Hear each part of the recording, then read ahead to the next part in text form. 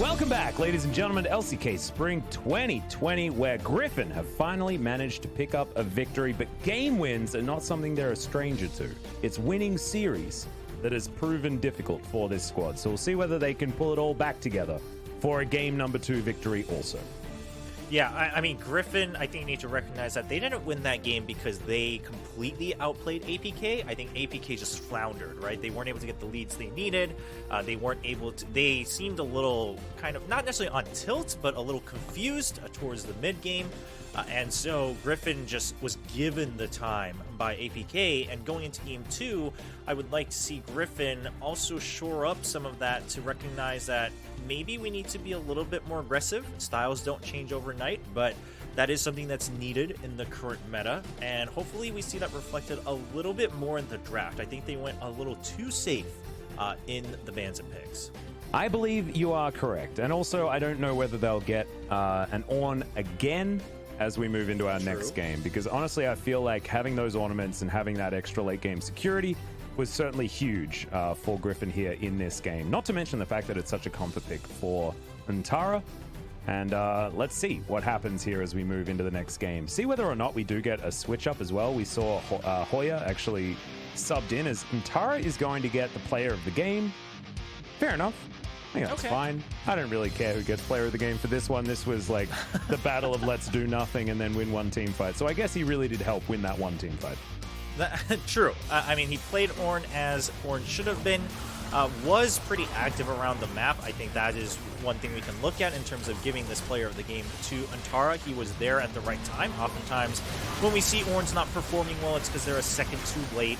And they're not able to offer that really good initiation, and also acting as a good front line as well. Actually, all of his ultimates were very point on to the high priority targets they needed to lock down. So Antara on top of the game. There we see another one. This was a really beautiful one going down the line for 3 members of APK.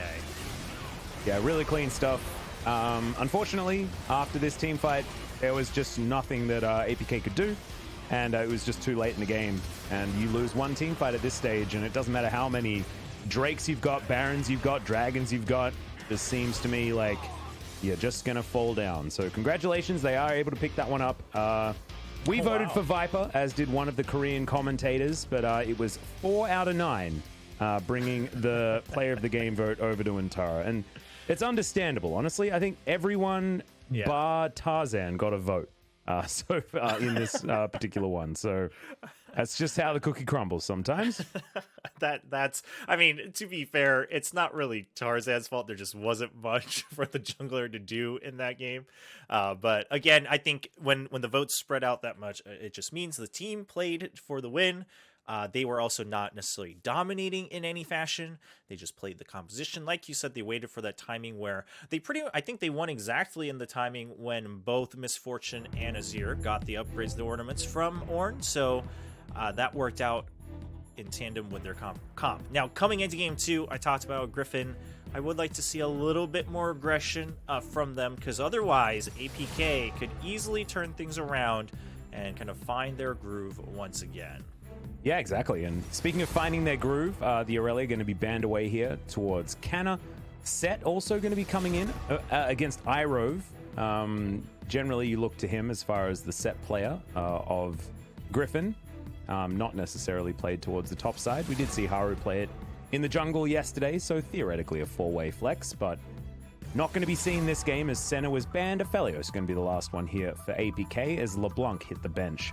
On Griffin's side, they can go towards the Ornn if they would like to, but Kalista is also available once again, but it's going to be Varus that Griffin decided to take away, and I'd really like to see Kalista Ornn locked away here for APK.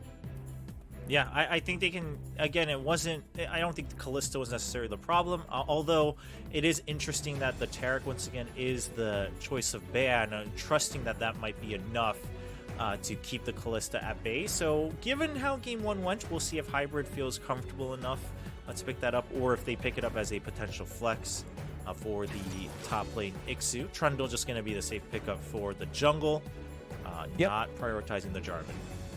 Yeah, this is sort of what APK blessed with, as Misfortune is taken away from Viper. very interesting that Hybrid has decided to go against the Callista, as once again, that Misfortune into Callista win rate is pretty gigantic.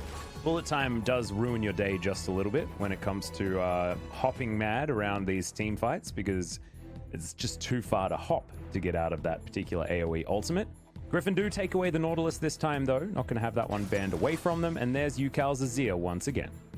Yeah, just going for safer picks here, and it looks like we may see that Zoe again. I'm not so sure. I don't, not that we really have a lot of faith in other picks for cover either, other than of course, Irelia kind of being the one comfort pick. So it's going to be the Zoe. I mean, again, matchup-wise, it's a good pick. We just didn't see Zoe able to do much. You need to dominate against that Azir and open up the map, and cover was happy just kind of trading during the laning phase. Yeah, I'm still a little bit worried. I just feel like when it comes to the pivotal moments, he's not the Zoe that shines. But we'll see whether he can shore it all up here in this game, as Nocturne was banned, interestingly. Certainly good against Zoe and Misfortune, as Mordekaiser taken away against Ixu. Ixu, the multi-sword Mordekaiser monster. Love it. That was so beautiful to watch, by the way. Oh, yeah. Just what a build. The Wits End Rush. Oh, just genius. As Jarvan, understandable ban here up against Tarzan. One of those picks that has just been dominating the jungle recently, although I feel like his win rate has certainly taken a hit over the last week. And now Griffin, their final ban, will most likely be against Ixu, as there's the Ornn that hits the bench. And now Ixu's going to have all of his weird and wonderful picks available to him. I wouldn't be surprised if this is just taking away a comfortable support into this lane and allow Ixu to counterpick against Antara. It's gotta be, right? There's no reason to rush a pick for Ixu. I mean, maybe they pick something that could potentially be flexed back and forth. There is going to be the Tahm Kench, which I'm not a big fan of in the current state of things, both in the game and also just what their composition is right now for APK. Tahm Kench is one of those champions where, yes, like you always have utility that you can offer, but does it really gel with what the rest of the team is trying to do? Not really. Everything you do, both for your team and the enemy, is single target. You're looking for a little bit more than that on the side of APK. Meanwhile, we're going to see the Rumble picked. So I'm interested in what Ixu can now bring out against this Rumble, which I can only assume is top lane, given the Nautilus, Azir, and Varus already kind of highlighting where they're going to go. Yeah, Griffin was looking for top lane and jungle, and unless we get that Rumble jungle, which we have seen in the past, it is going to be heading towards the top side, and we get that confirmation with this Olaf being locked in for Tarzan. Similar idea to their first draft, but does function a lot better when it comes to the mid game. Just as far as how they're going to play out team fights, it's going to be very similar to what they were doing with the Ornn on the top side, just without that late game security. Ixu, I don't know whether the Aatrox is the thing that's going to make us happy, and it's going to come in again. Okay. I mean, I feel like you just have to give up on the Aatrox in LCK. It's just going to happen, whether you like it or not. And then it will win when you don't want it to, and it will lose when it's supposed to. So it's just there here for a lot of the LCK players. I am happier about Griffin's draft just because it requires a little bit more initiation from their end rather than sitting back and waiting, right? Not that they're a early comp, but in terms of how they need to fight, right? They need to be the ones jumping in. So I'm happy to see that change from Griffin's side. And APK, I'll be honest, I don't have much faith, given cover Zoe so far, the Tahm Kench and the Aatrox. I just don't see it working out too well, unless Ixu, again, goes pretty much Super Saiyan, and if he's able to jump in with his ultimate at the perfect time, I mean, that sets up a very good fight for the Misfortune and Zoe. Yeah, he's going to need some ridiculous flanks, and he's going to have to do that before all of the Merlinomicons come in, because that is going to be the end of his fun times, to be perfectly honest. In fact, the Grievous Wounds value is going to be very, very high in this game against Aatrox, Trundle, Tahm Kench, and Misfortune, who will be building all of that lifesteal and will have heal to her name as well. So look to see when that particular item does come in, probably second for Azir and the Rumble as well, and they do have a lot of AoE in order to apply it in these team fights. It's probably almost one of the better champions to use it on in the Rumble, with the fact that you can get your equalizer over a lot of people and make sure that Morello is rolling. Of course, after the Leandries is picked up, I do want to shout out the Leandries salesman himself, as we do have a pause to start this one off, and we'll see who's going to be the culprit of that one. One thing that we do get to talk about is the fact that Viper has gone for the lethality Varus. He's opted in towards the Comet, which is, of course, what we see as the giveaway to the lethality Varus variety. So Antara has a toilet issue, guys. He is going to have to go to the bathroom, and they will take a penalty. I don't know what the penalty is. If you guys, if production, if you could just let me know what the penalty is. Is it a ban in their next game or something like that? -1. Oh, if you get 2 penalties, you lose a point. That's very dangerous for Griffin. Yeah, that actually means a lot. Every single one of these points is very, very valuable. That's a bit dicey. So Antara pretty much using the one free penalty they can get before they lose a point. No one else in the team allowed to call for an emergency toilet issue. Yeah, exactly. And I wonder whether, like, if maybe he's in the bathroom for too long, then they'll get an extra point. Like, I want to know from production, like, is it going to be upgraded to 2 points if it's like a 5-minute break? Like, can you imagine if there is an Excel sheet and it's like 3 minutes on the toilet equals -1 point? Yeah, exactly. Like 10 minutes equals -2 points. And I want the spreadsheet to be called like toilet issue.xls, you know? Oh man, that could be the most important document. You never know. Yeah, and these top laners, man, they really are just our pause enthusiasts, as Ixu in game number 1 and now Antara in game number 2. And we'll see whether this is going to help him out, as I can see Caster John sort of staring into my soul right now on the Korean broadcast. He's also wanting this game to resume as early as possible. But I didn't know that penalty thing. That's actually a big deal here for our teams. Yeah, I mean, obviously much easier to keep track of and control, obviously, in a studio setting. I think Griffin and Tara maybe just not really keeping a good check on where he was in terms of toilet status, but it looks like we should be getting to the game soon enough. And I'm glad that the penalty is there, obviously, especially when you're playing in this type of setting. You want to be very clear with the rules, so it's good to see that that's in place. Yeah, absolutely. And when you're playing remotely like this, you might start feeling like you can be a little bit more lax with these sorts of things. So good to know that that is something that we're keeping track of, as now we are finally into the game for game number 1, Griffin versus APK. Griffin with a composition that's focused a little bit towards the early game, the Olaf and Rumble certainly giving that one away. Plus, the 2-item power spike that you get on a lethality Varus is much higher than that of the regular version, probably wanting to get to 3 items before you really feel like you're at full power. But you do need to hit your hail of arrows in order to utilize that.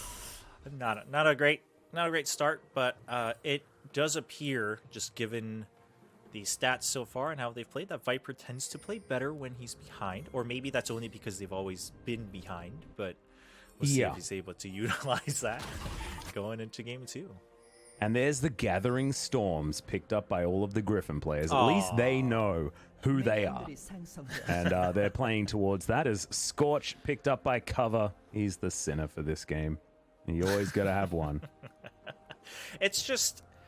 It's interesting to me, and especially given how Cover was playing, right? If Cover was the type of player that we've seen consistently try to push his opponent out of the lane, then that would be something I would say, okay, maybe that's just because of how he plays in that mid lane and early on, but that doesn't seem to be the case as we look at an incredible win rate for Untara's Rumble. Yeah, that is gigantic. And remember, Untara was the T1 top laner when they were at their worst. And so having a positive stat like that is actually a huge deal. That's true, yeah. 2-0 so far this season also. As actually some positive win rates, which is really interesting. Hasn't really been the season for Griffin having positive win rates. Very true. So I think it does go to show that there are certain picks that just seem to work better for them, whether it's because of the player's comfort or just how the team plays around that composition. But we're seeing Untara doing very well early on, as is expected, especially at level 1 and 2, when Aatrox doesn't really have much to work with. Yeah, and that Hail of Arrows making up for the level 1 variety, as you can see Griffin able to shove in this bottom lane, shove in top lane, and give Tarzan all of the space that he might want. And we'll see whether Tarzan, having picked the... he's sort of counterpicked himself as far as the isolated matchup is concerned. But we'll see whether he can get into the enemy jungle a little bit more than he's been known for, because he has the lowest invade potential out of all of our junglers in the LCK so far.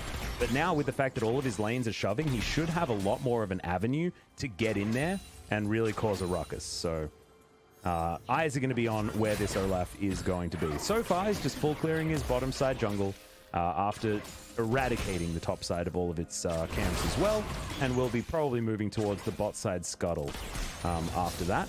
Fair bit of damage did go down there onto Hybrid, as you could see. And speaking of damage, Yukal going to get bubbled and paddled.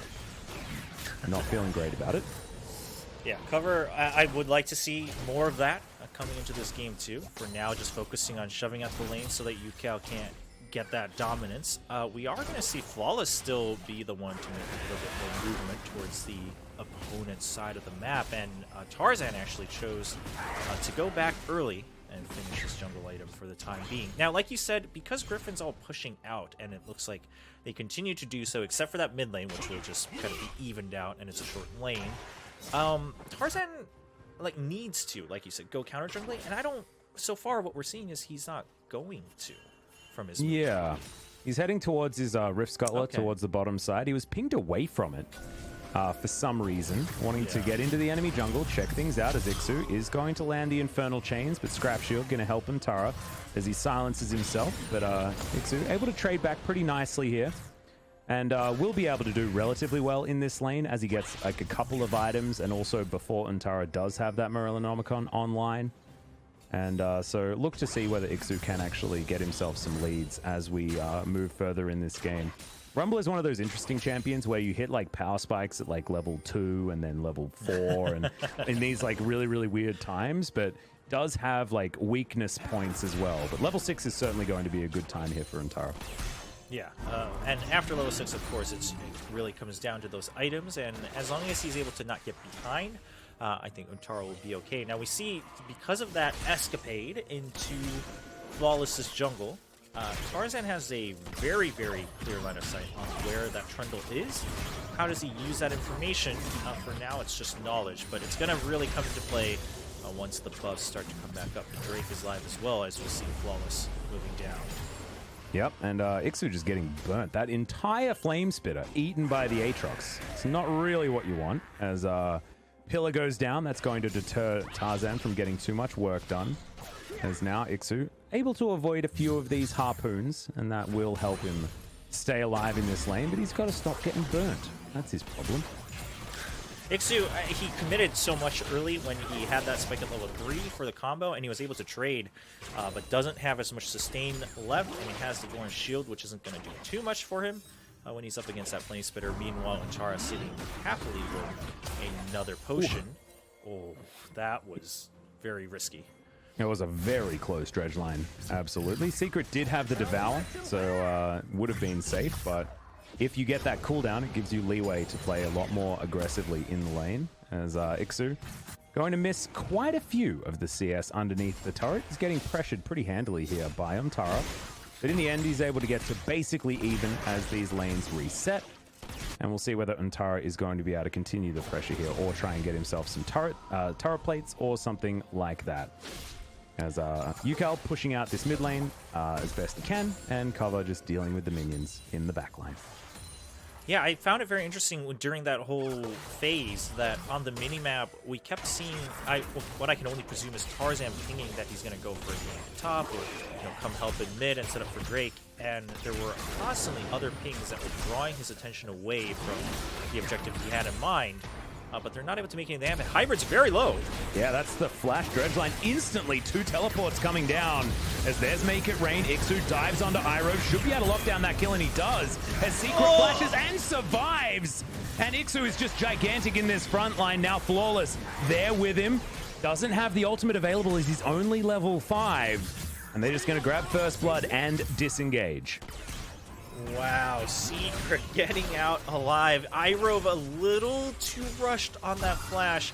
Tried to flash onto Hybrid to make sure they could lock him down and burst him maybe before the Devour. I think still would have had time, but Secret not going down. Meanwhile, Iroh getting bursted by Ixu. Now the teleport positions count quite a bit as well, as we see both of them kind of going behind enemy lines, but Hybrid is going to be able to distance himself away from that ward, puts down the damage, and then runs away with the heal, and the exhaust is actually what makes the big difference here with Tara not able to secure the kill because of that exhaust. Meanwhile, Iroh is focused down by Ixu, and this is what we talked about. If the Aatrox is able to get this type of positioning, wreak havoc, I mean, later on, Misfortune will have bullet time as well, APK still have a decent shot. Oh, absolutely. And if they can get some fights in the mid-game before the expensive Morellonomicon does come in, both Antara and Yukal not heading towards Morello as the first item, of course. And Antara, in fact, wasting a bit of his gold, having to pick up his Seeker's Arm Guard, will mean that it'll even be later than that, as Leandri's is just so valuable on the Rumble. Mountain Drake will be taken here by APK without a response. Over on the other side, as there are some pings out onto the Rift Herald. You can see no bottom lane attention towards that area, and Flawless is going to get the King's Tribute, gets a whole lot of his health back, and utilize the Smite as well. So he's going to go back home, see whether Cinder Hulk is now going to be completed. Nope, just the Barmy Cinder completion, and grabs himself some boots as well, as Ixu gets some knock up onto Antara, but otherwise it's going to be pretty much a moot point. And as the dust settles, it's very even in this game. Yep, actually just dead on even in terms of gold, of course. The kill score, just 1 apart with that first blood. The arm guard on Antara, I mean, yes, it's going to make him trade better in lane, but how long is that going to last, right? Especially if we start seeing this commotion elsewhere on the map. That might come back to bite Griffin pretty hard as we go into about 17-15 minutes here in the game. Yeah. One thing that's a bit of a concern for APK is that cover has been very quiet. Yes, he does have a CS advantage, just a little bit, but there's the Chains of Corruption, sorry, on the bottom side, but not actually anything to come from it. Trading an ultimate for a Devour is a bad news story. It's always annoying when you're playing against Tahm Kench. It's just that it's so readily available, and unless you have a flank coming in or something like that, you don't really have an answer for it. Which, again, the whole point of the Nautilus Ferris is that they're able to lock one person down for long. Obviously, that target, they don't want to choose Tahm Kench, but they might not have a choice. Yeah. And now Olaf very late to this party as well, as Flawless just going to be able to take down Shelly without any response. It's once again APK just being hand-delivered every single neutral objective on this map. It's been 100%. Griffin have not taken a neutral this whole game. Unless they got one Baron. No, they didn't. Did they steal a Baron? No, they didn't. They didn't take anything. They have not taken a neutral. The macro game is not where they're focused. I mean, they still got the win, right? So hey, that's true. When you're playing in hindsight stats, Griffin is still doing quite well. But APK, the real problem lies in APK not being able to do anything with those neutral objectives. So APK, if they're in the lead with it this time, hopefully they can do a little bit more. Yeah, precisely. As Umbral Glaive already completed here for Viper, going for a little bit more of a defensive, more utility-focused build on the Varus, but we'll still give him that Serrated Dirk worth of lethality. As 400 gold is the lead here for Griffin, and APK looking to try and balance that one out as best they can.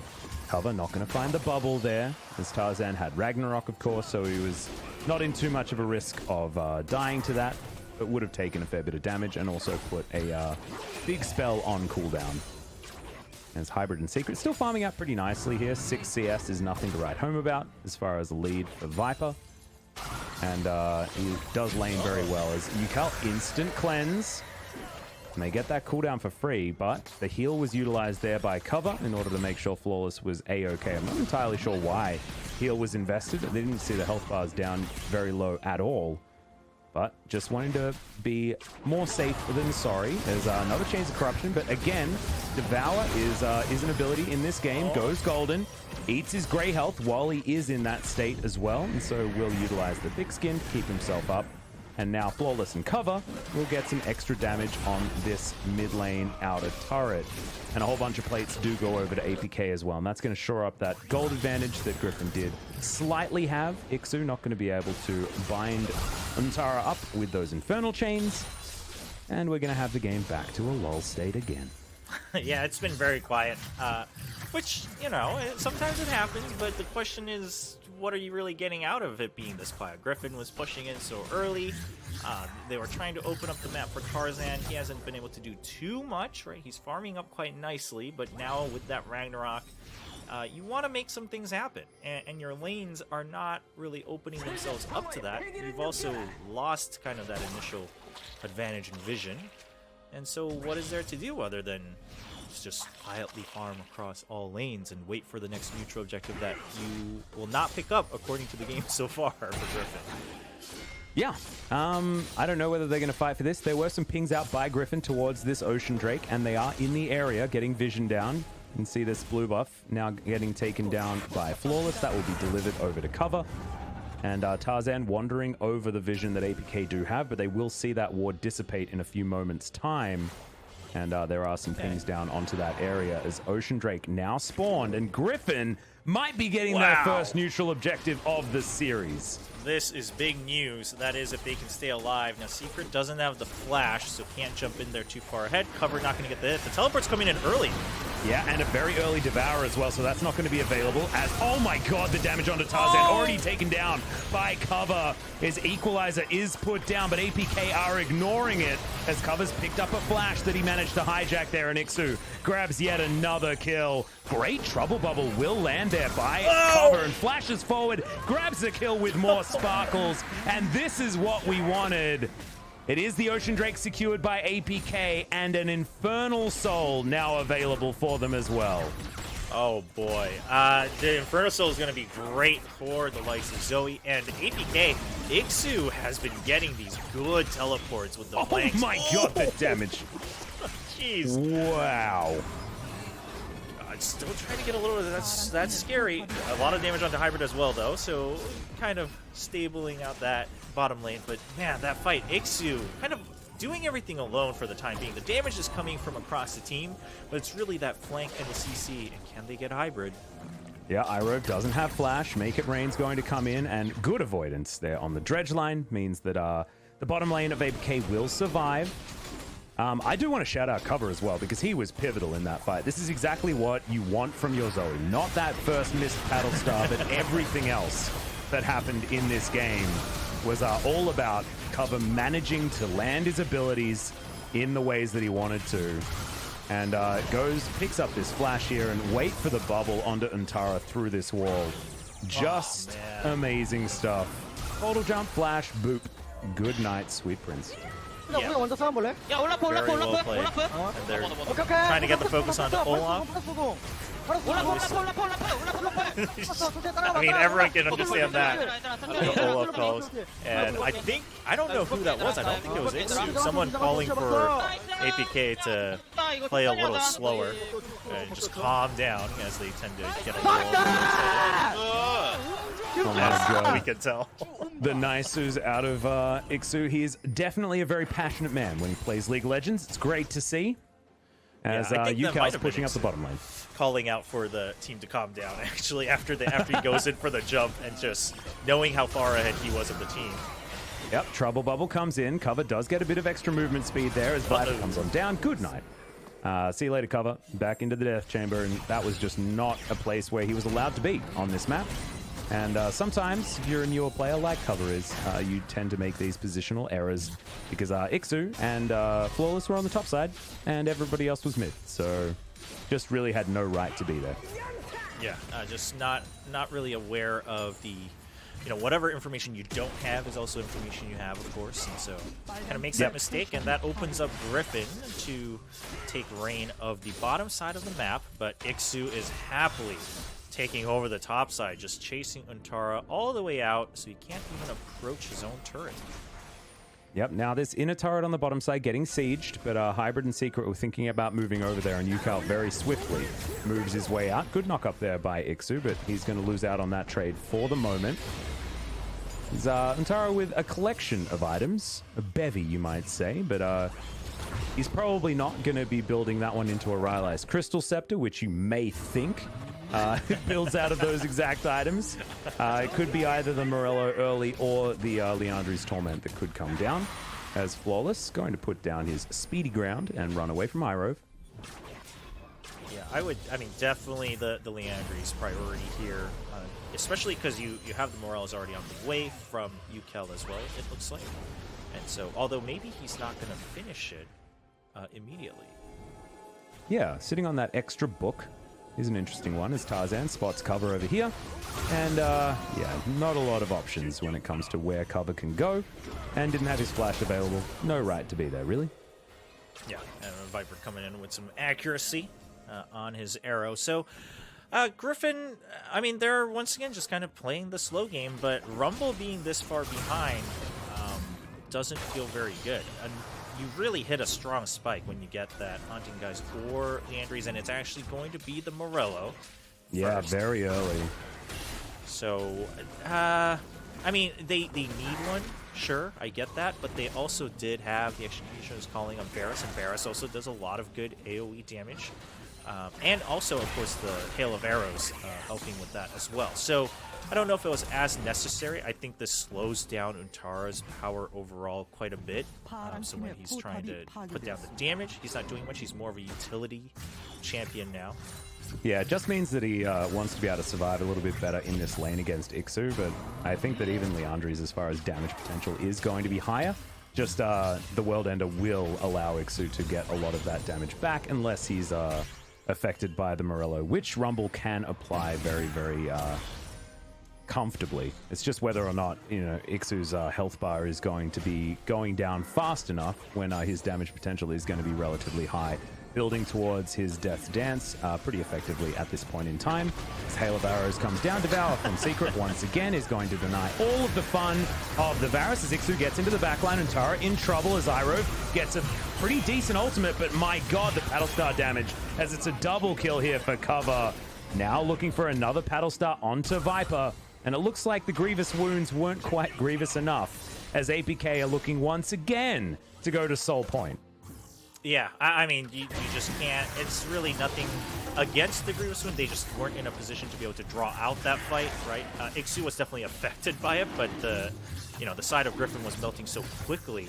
And this really speaks miles about what Ixu's able to do and what Aatrox as a champion is able to do if you get the right flank. Aatrox is one of those champions that can look very silly if you jump in, but if you get the right angle and you start the fight with the correct amount of CC, you're going to have to continue that. And Viper, having used all his abilities, Varus' cooldowns are fairly long, so that's another telltale sign that Ixu safe cover on the right side of the screen, of course, getting a lot of damage onto two members of Griffin, both Yukal and Viper, so they were a null point, and Untara not able to get a great equalizer as well. It had to come in a little later just to save themselves.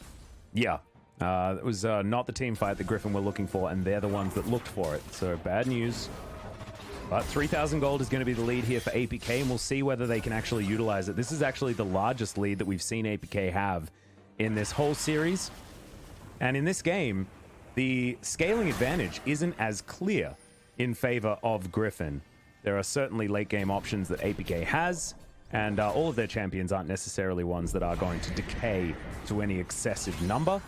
As Ixu pushes towards the bottom side, he's got his Aegis of the Legion. Oh my god. It's very, very hard. Yeah, it's a struggle, that word. I mean, I always pronounced it as Aegis. Yeah. Because that's what it looks like phonetically, but that's just not how you're supposed to say that one. Thankfully, I played Xenoblade Chronicles 2, and they say that word all the time. And so that taught me. Yeah, they do. I never finished that game. I was such a big fan of the first one. I never really got into it. Oh, you're going to play Definitive Edition when it comes out? 100%. Dude, I can't wait. That's going to be so sick. I wanted to go back and like play it on the Wii after I fell in love with Xenoblade Chronicles 2, but it doesn't look great. It doesn't hold up. The very Wii really well. struggles to play most things, to be honest, and that was no exception. But yeah, when that comes out, one would say I'll be feeling it with a Shulk in that game. So looking forward to that as we wait for things to pick up again here in this game. Obviously, I just given the compositions as well, it's always fight and then reset, lull for a little bit, and then looking for one big fight. But like you said, APK holding on to that lead. The scaling not as big of a concern as it was compared to game one. I would actually say maybe even, I mean, if Olaf was well and far ahead, I think that would be a concern. But other than that, APK, if they're able to keep their lead, I'm not sure they're too worried. It really just comes down to positioning afterwards. Yeah, I agree. I actually think that their comp is absolutely fine as this game moves forward. So if they get an Infernal Soul, it'll almost be lights out. But I don't know whether we can say that, because Griffin seems to not care about neutral objectives one iota. And we'll just probably not fight for it and just let APK take it and then try and win a clutch team fight in the late game that they're not supposed to, and then win. That has been sort of what they're going for. It is a low success rate strategy, but sometimes you just got to stick to your guns with what you've decided you want to do. And it worked in game number 1, so I can't really fault it. Chobra, you know? Sometimes you have to look at the stats in the isolated game, right? And apparently, Dragon Soul is bad for winning team fights. That's what I learned from game 1. They had the burden of all of these neutral objectives that they locked down, and they couldn't carry them all. They were too heavy, and Griffin were able to utilize their extra lightness in their status and just turn gravity against them, basically. Man, one of my favorite things to do, since I've hosted kind of analyst tests across multiple different games, is always bring out those isolated cases against analysts. Just like, oh, but I don't know. Last week, Dragon Souls weren't so great. And then, like, they want to argue so bad, but it's also like, well, I guess you're not wrong. Like, you're technically not wrong. It's like, you're not wrong, but you're really annoying, you know? It's like if this game, like, if APK wins, it's like, oh, Aatrox difference. There we go. They got the key Aatrox pick. And now they're going to win. As Flawless puts down some speedy ground, but I've seen this before, guys. I actually almost wonder if... I don't know if Griffin quite cares anymore. Now that they have to be doing it almost intentionally. Well, I mean, that must have been intentional to try and get the Devour on cooldown for the next ensuing Drake fight, right? And now if they go for a re-engage, Secret will not have that button, as Cover picks up a Super Soaker. It's a good trouble bubble to land there onto Tarzan, who will take about half of his health bar. And they're able to get all of that CC down as well, as now Ixu clearing out vision here, as he does have a decent flanking position. And this is exactly where Zoe wants to be playing this game, as APK looking for this Infernal Soul. And Ixu does get into the backline. Viper having to flash immediately. APK will take the Drake, and Ixu might be the sacrifice, but Secret gets that Devour back up again, and Hybrid eviscerates their support. Tarzan taking down some chickens, but he's doing that while his AD carry is being destroyed. And APK will take their newly discovered buff to the Baron and look to once again retain control on every neutral objective on this map. They're definitely doing a lot more with them this game, though, as they're transitioning from one to the next, and then they should be able to reset and kind of choose where they want to go. Mid lane's already taking quite a bit of damage on that inner turret, and APK Ixu playing that so well and having trust. Whoa. Yeah, Kintara out of position. Abyssal Voyage working out very, very nicely. And goodbye, Mr. Rumble. I think this is just over, guys. I just don't think that Griffin have a scaling composition in any way, shape, or form that can stand up against APK now with Baron, Infernal Soul, probably Elder Drake coming up, second Baron, second Elder Drake, everything that's ever a neutral objective on this map. As Ixu, that was a really interesting interaction with his Umbral Dash over the wall. It wasn't actually displacing him as far as you'd want him to, and still actually has flash as Viper just pops. Just very, very, very good positioning by everyone on the side of APK. I mean, even Hybrid kind of focusing on the Drake to finish it off, recognizing that the damage and was already there from the rest of his teammates to continue the fight. They are able to secure that soul. And, I mean, Ixu, just having so much trust in both the Devour and his own abilities, waits till the last minute, does get out through the Devour, lands on the Equalizer, but still is able to get out, also with the heal coming in from cover. And cover, despite all of that, keeping his eye on his targets, lining up the shots with the Battlestar, and picks up another kill for himself. Yeah, and I'm trying to work out where this player of the game is going to go if APK are going to be successful here, because I think it's between the solo lanes. And Cover's Zoe and Ixu's Aatrox are always just, I don't know whether it feels good to give those player of the games out, because I don't want to encourage them to play these champions anymore. I think they have skill sets that lie elsewhere in League of Legends, personally. But they're now 8,000 gold in the lead, and this game should certainly be moving towards over pretty quickly as Cover. That's some big poke onto Antara, earning himself once again an extra player of the game point for that exact maneuver. Tarzan going to take a bit of damage. Oh, he missed that one, so we're going to take a point off. Back to square one. Yep, I'm actually just, as this game concludes, I'm going to count up the amount of points that both Ixu and Cover get. And, Ixu losing some points there. I think Cover's back in the lead. That's pretty fair. That bubble is going to land, but doesn't have Paddlestar because he missed the previous one. But it's now a 2-2-1, and APK will be able to just slowly, via War of Attrition, take down these turrets. There's the Emperor's Divide. Hybrid jumps out of it, though. Flashes! The fadeaway jump shot was so sick! And now Antara's not going to be able to finish this one off. Hybrid gets 7 points on that player of the game score. And I think he may have just won it here, as Cover's going to take down this inhibitor turret. Ixu had already finished his, and now Griffin probably watching the beginning of the end. Yeah, APK is just playing so much cleaner than in game one. They're taking down the objectives after this Baron, which is exactly what you want, of course, once you get that buff. And that maneuver from the duo, Secret and Hybrid. Secret devouring Hybrid right before the Emperor's Divide comes out, so that they're not both locked down. What the heck? He just murders Viper. Nothing that he can do about it. And now Tarzan running to his fountain. I don't know how safe that is, my friend. Ixu is just a machine right here. That's 5 points. I might just give it to him for that play, as the Nexus does fall down and APK get revenge against Griffin. That was very good to see from APK. I mean, that's how they've been winning their recent games, and Ixu continuing to kind of be that banner for the team of APK really made a lot of those earlier fights happen as well. Yep, I liked his teleport towards the bottom side of the map as well. I think that Ixu definitely did have a great performance that game. Cover also stepping up. Hybrid still playing very well. This time didn't need a QSS because his Tahm Kench was a walking QSS. And I think that really does suit him because he seems to just hate activatable items. It's just not Hybrid's way. Like, I feel like every game, like he was against Leona last game, build a QSS, for goodness sake.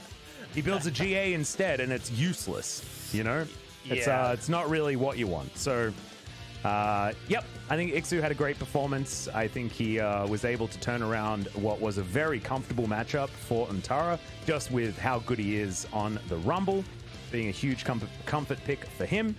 And now we've got match point between APK and Griffin, with APK having a lot of extra momentum.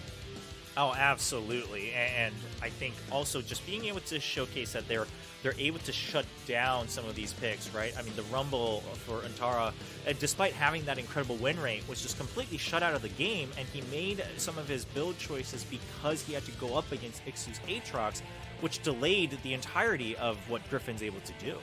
Yeah, I thought it was really, really good. And I like that the team that was playing proactively was the team that was able to take the win here as well, because I just think it's so valuable to have that, right? And Griffin, the not lose strategy is never one that we want to reinforce. So very good that was what happened. We see it here, right? This is where it starts with Ixu. This was one of the many teleports that he's able to make behind enemy lines. And it was the same for Antara. He had a good teleport as well. It's just the exhaust difference where Antara wasn't able to put down enough damage to pick up a kill, whereas Ixu does. This was beautiful. Ixu gets the teleport and he lines up over the wall, gets the double knockup into the chains. On both carries as well. Oh my god. So sick. I think there's an argument for Secret to also get player of the game here, but it feels bad giving player of the game to a Tahm Kench because it's yet another champion that we really don't want to encourage, as the more sparkles was just one sparkle too many for that little Rumble to handle. As we're going to check out Cover's little whoopsie here, which has cost him the player of the game. Unfortunately, we said this is on a points-based system where you go up and down, and that was a downswing there for Cover. As we have a look at the ideal Aatrox flank. Just get me into the back line, give me that ticket, and let me just destroy the members of Griffin. And you may not have seen him get on to Viper there, but he denied Viper's entry into the fight and meant that they were able to split off Griffin. As once again, here in this position, it was again Ixu trusting his teammates and causing a ruckus in the back line and guaranteeing that Infernal Soul. Yeah, just the faith that he has in his teammates, and then this was really at the end of the day the Ixu and Cover show. Although right here, hybrid with the fadeaway jump shot, man, so sexy. He's able to continue running away from Antara, that overheat, not doing the Rumble any good. But Ixu and Cover together just separate Griffin every time they get into a fight. Ixu definitely taking the initiation as the Aatrox normally would compared to the Zoe. 탑에 거는 거 조심하자 이거. 야, 너 This is going to be hybrid as he escapes. 나 바텀 억제기 간다 이번엔. 먹었어. 아주 높을. 나 Actually- 죽은 듯. 난 너네 믿어. 난 너네 믿어. 죽었어. It 나이스. says hybrid's like, oh, I think I'm dead. 주원이는 믿음 밀어. Oh, never mind. And then someone else on the team is like, I trust you guys to finish the game, basically. Oh, that's And so they cute. do. That is so cute. Cover, this is what a damage graph looks like when your Zoe does some work. Really good work here from Cover. Landed a lot of the bubbles that he needed to in the mid game. And this is a pre-30-minute victory as well for APK, so pretty clean. As you can see, the gold lead certainly got up to that 3,000 mark very, very quickly. Stagnated a little bit, but then they were able to just grab the objectives that they wanted and move towards a victory. So, ladies and gentlemen, we are at match point between Griffin and APK, and we'll have to find out whether Ixu and friends have anything more fun in store as we move to game number 3. We'll see you after the break.